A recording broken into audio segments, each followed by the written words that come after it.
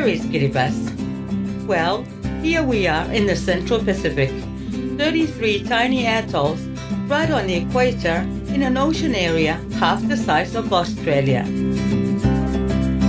As you can see, our islands are very small and narrow. They're also very low, only 2 to 3 meters above sea level. And our unique dance, which expresses what we are as a people. But all that's under threat.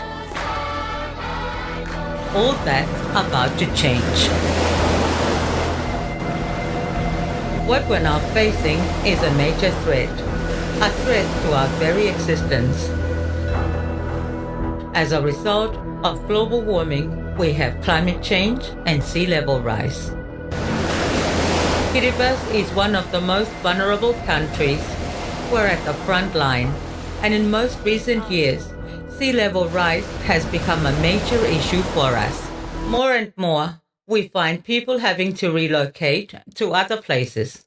The house on that side of the Maniaba used to be a family living there. So, what else can our small country do?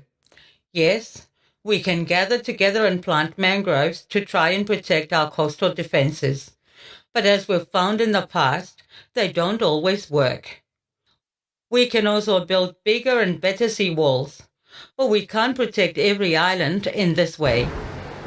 And we must also remember, the sea is always stronger than anything man can build.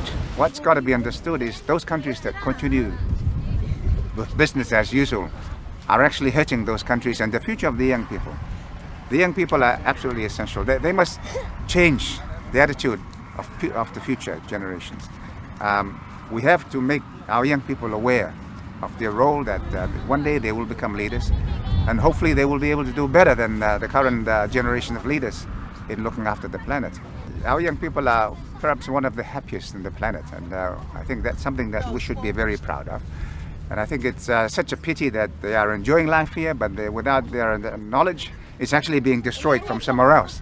And I think that is the extreme irony, that those that are suffering most have made the least contribution to the problem.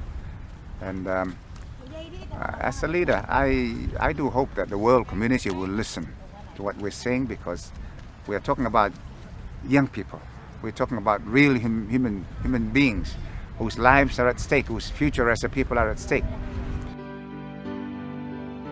So how do we measure the welfare and future of these 2 young children against the wealth and power of nations? We call on the world leaders to put aside their domestic concerns.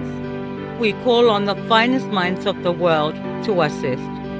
We call on each and every one of us to accept responsibility as citizens of our global planet.